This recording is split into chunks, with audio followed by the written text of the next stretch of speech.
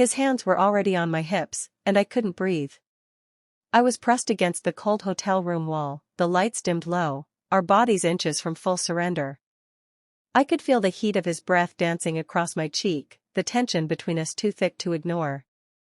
My fingers trembled, not from fear, but from the kind of thrill I hadn't felt in years.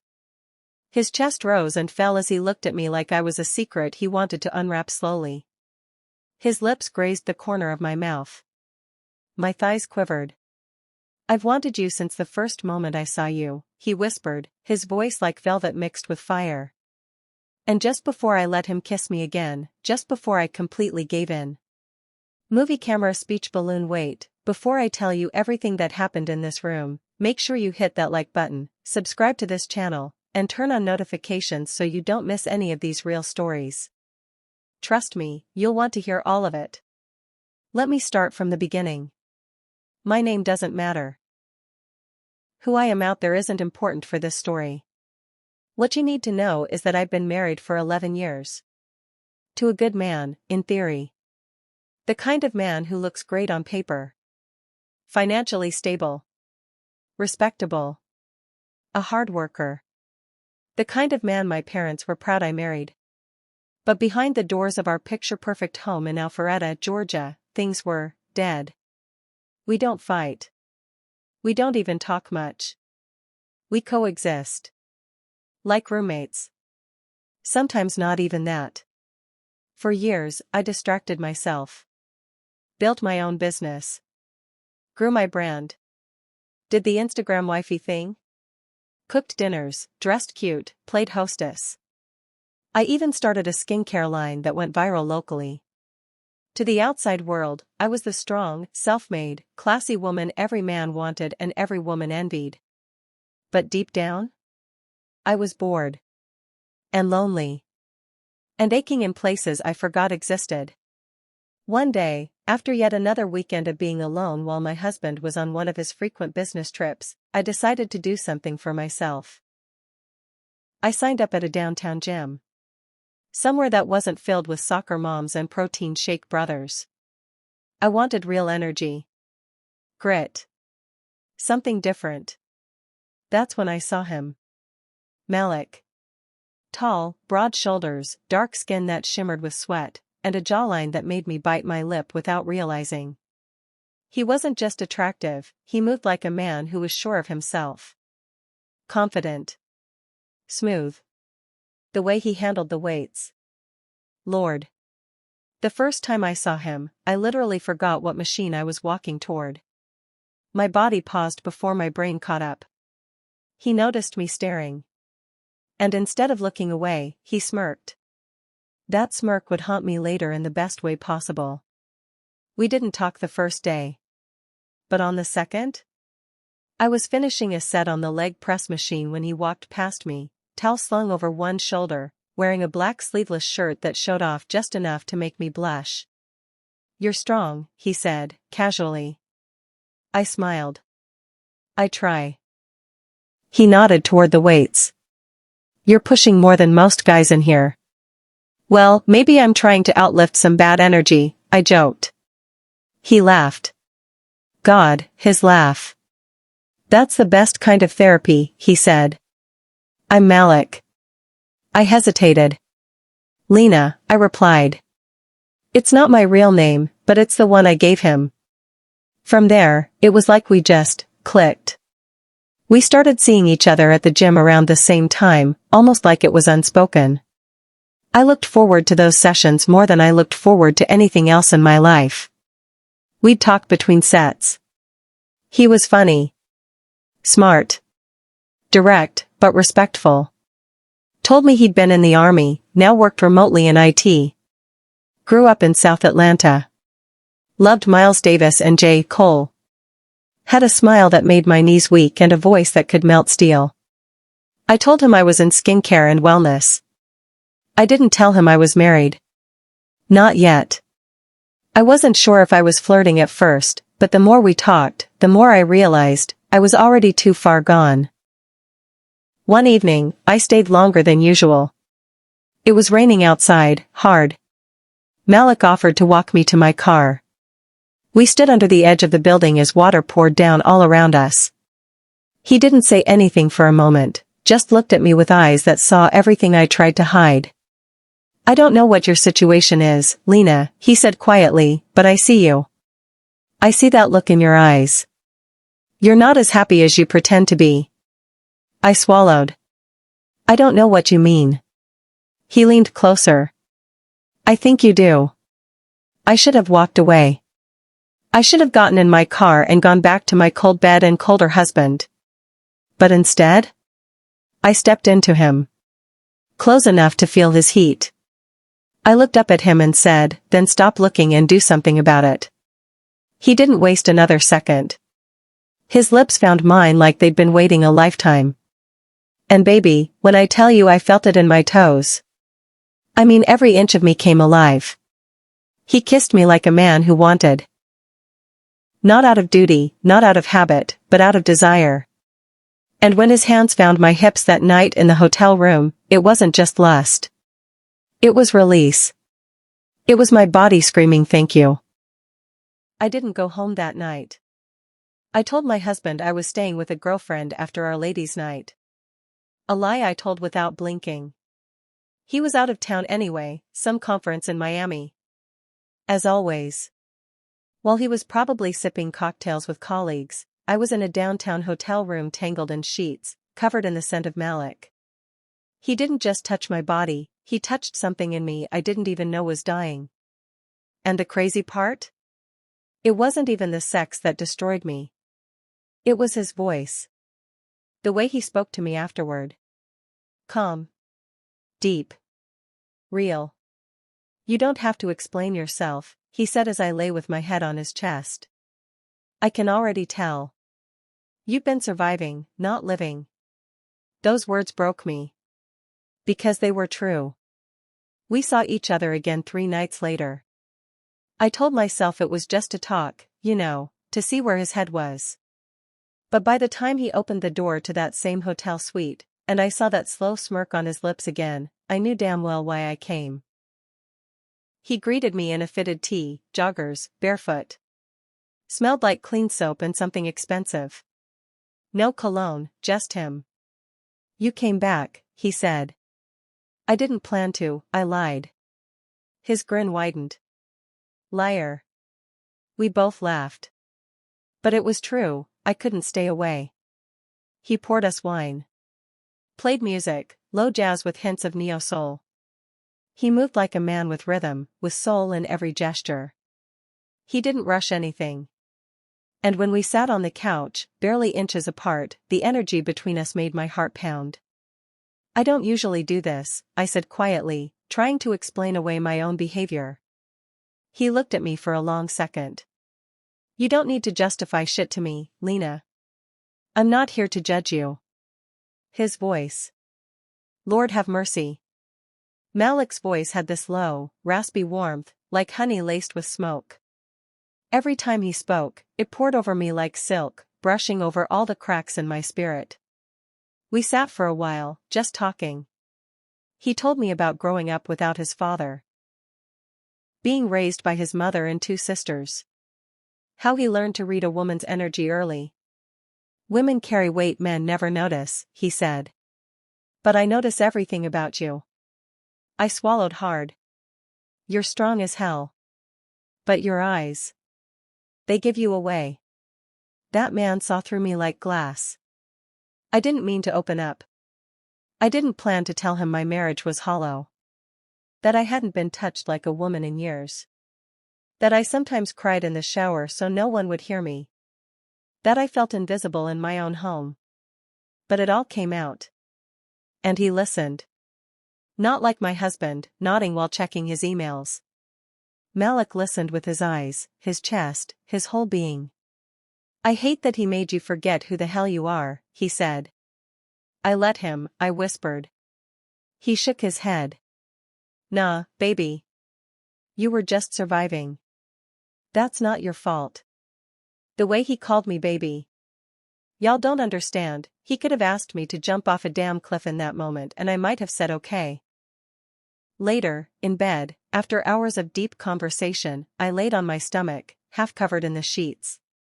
He traced slow circles on my lower back with his fingertips. His voice behind me, "I don't just want your body, Lena. I want your peace." I turned to look at him. "Then why even mess with me? I'm complicated." He smiled. "Complicated women are real. You're real.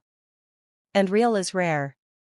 I don't know what it was about that moment, but I felt more seen, more appreciated, than I had in the last decade of my marriage. And before I knew it, we were kissing again, slow, intentional. Not rushed. Not careless. Just two grown people who found each other in the middle of chaos. The weeks that followed were a blur. We started meeting twice a week. Then 3 times. I kept telling myself I could stop any time. That this was temporary. That I was still in control. But the truth?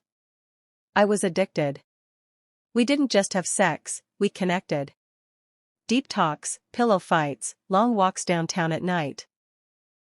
He took me to hidden black-owned jazz spots in Atlanta I never knew existed.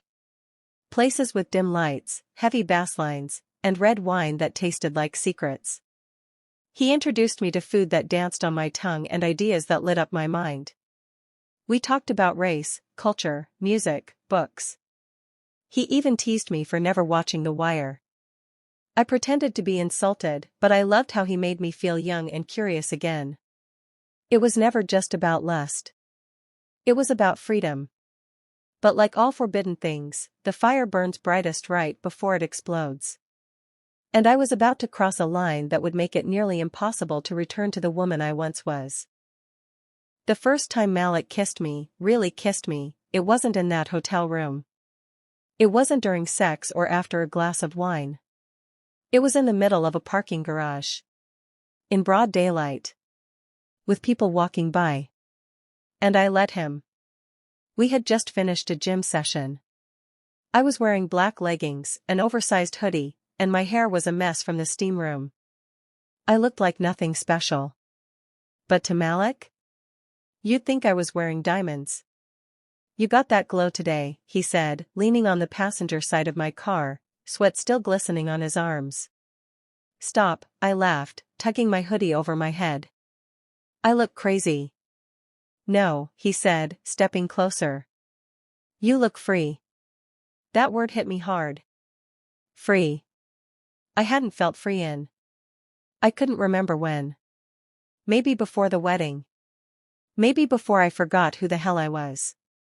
He placed his hand gently on my chin and turned my face toward him.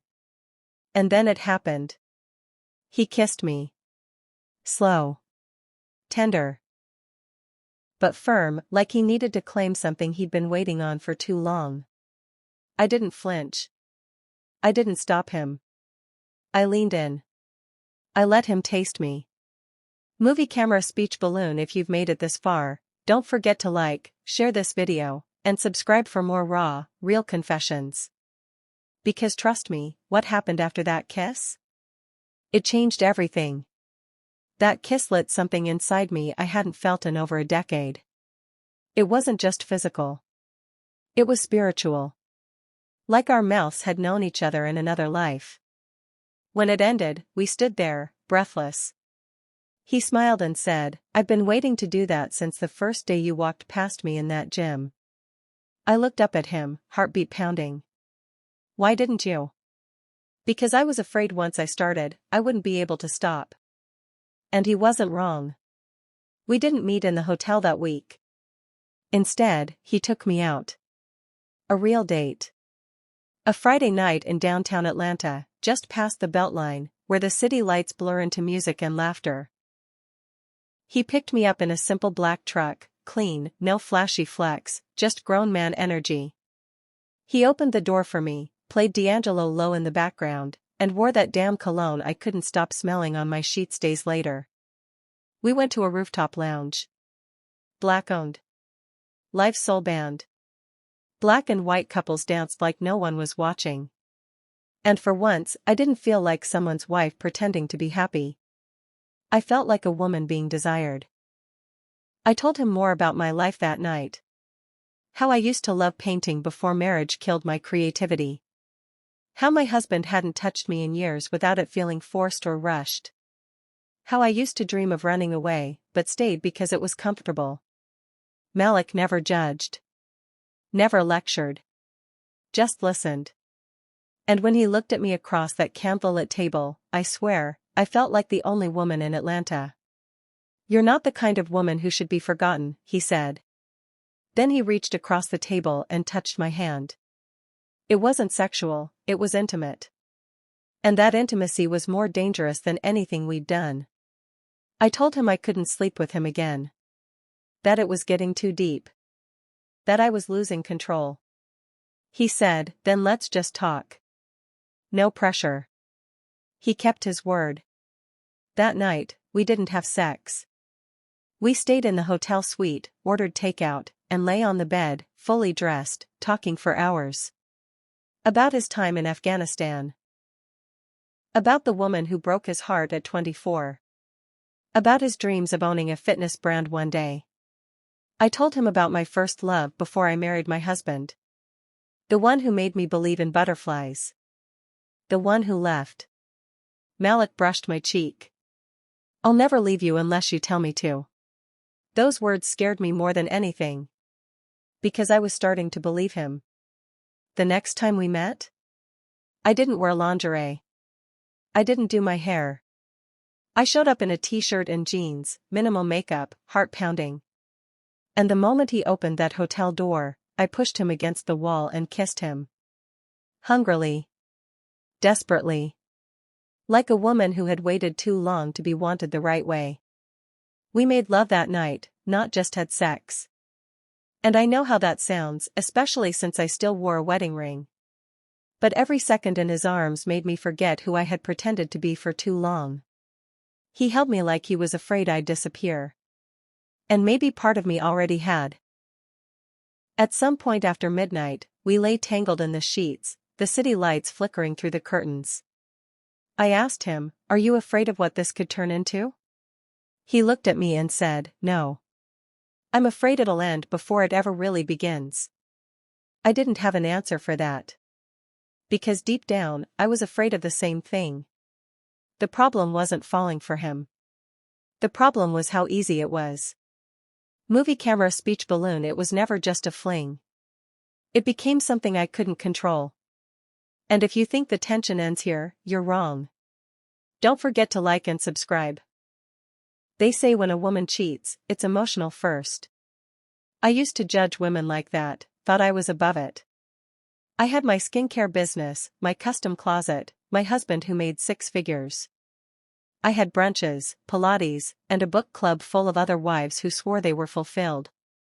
But none of that kept me from slipping deeper into Malik's world. And the worst part? I didn't want to stop. It became routine. Tuesdays after my meetings. Fridays when my husband traveled for conferences. Sunday afternoons, when I said I needed time to myself. Malik and I had our spots, mostly that same hotel suite off Peachtree Street. Room 428. The staff started recognizing me. One front desk guy even smiled when I checked in alone and said, "Welcome back, Miss Lena." They never asked questions. They didn't have to. Every time I stepped into that room, I left my other life at the door. The stress. The guilt. The wife mask. With Malik, I didn't need any of it. He made me feel like a goddess. He explored my body like he was studying sacred scripture. His hands knew where to go, his lips didn't just kiss, they spoke. And the way he whispered my name when I came undone under him? It wasn't lust. It was worship. I didn't feel dirty. I felt alive. But it wasn't just the sex. It was what happened in between. The talks. The food. The music. We'd spend hours just laying there, bodies still slick with sweat, while he played jazz or R&B, tracing lines on my bare thigh. "You know what I love most about you?" he asked one night. "What?" I murmured, half asleep on his chest. You're fearless when you let go. I opened my eyes. You think I'm fearless? He nodded. You don't even realize how powerful you are when you stop holding back. I wanted to cry. Because in my real life, I was always holding back. My opinions. My emotions. Even my orgasms. With Malik, everything was unfiltered. One Sunday, we didn't go to the hotel. He took me to a small, private art exhibit in Midtown. Local black artists. Bold canvases. Colors that made your heart skip. We walked hand in hand, and for a moment, I didn't care if anyone saw us. We weren't interracial. We weren't wrong. We were two people in love with the freedom we found in each other. Afterward, we sat in his truck eating food out of brown paper bags. I had sauce on my chin, and he wiped it with his thumb like I was the most beautiful woman he'd ever seen. And right there, under the golden Atlanta sunset, he said something that made my stomach twist. I'm falling for you. I couldn't say it back. Not out loud. But I was. Every breath I took without him felt shallow. Every smile my husband gave me felt forced. I started pulling away from my life. Cancelled dinners. Avoided phone calls. Even when I lay beside my husband, I was with Malik, in memory, in scent, in heartbeat. Then one evening, after yet another session that left me shaking and smiling into the pillow, Malik looked at me with a different kind of intensity. I need to ask you something. I propped myself on my elbow. Okay. Are you ever gonna leave him? The air shifted.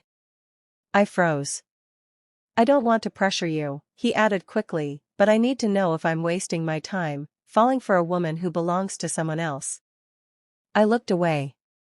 It's complicated. No, it's not, he said. You either want me for real, or you want the escape I give you. I didn't answer right away.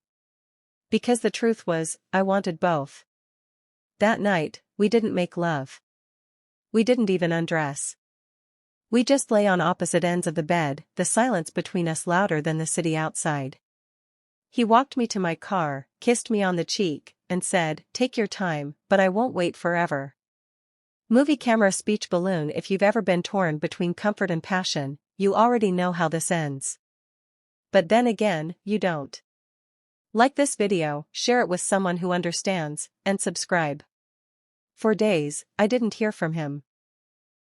I wanted to reach out. I typed texts I never sent. Watched his social media like a stalker. Even drove past the gym just to see if his car was parked out front. He was gone. And just like that, I started unraveling. The guilt started eating me alive. The lies, the sneaking around, the double life. I tried to refocus on my husband. Made a fancy dinner.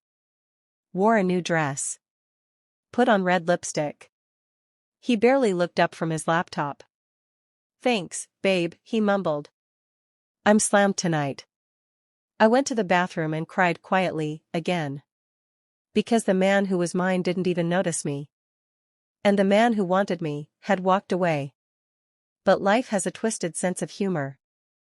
Because just when I started to accept that it might be over with Malik, just when I told myself I had to go back to normal, he came back. I didn't expect to see him again. I had told myself it was over. That what we had was temporary. A beautiful, reckless escape. A secret tucked in the cracks of a failing marriage and a fading woman. But some people? They don't just pass through your life. They mark it. And Malik, he left his fingerprints on my soul. 3 weeks had passed since our last night together. No calls. No texts. Just silence. I tortured myself replaying everything in my mind. Should I have told him I loved him? Should I have promised to leave?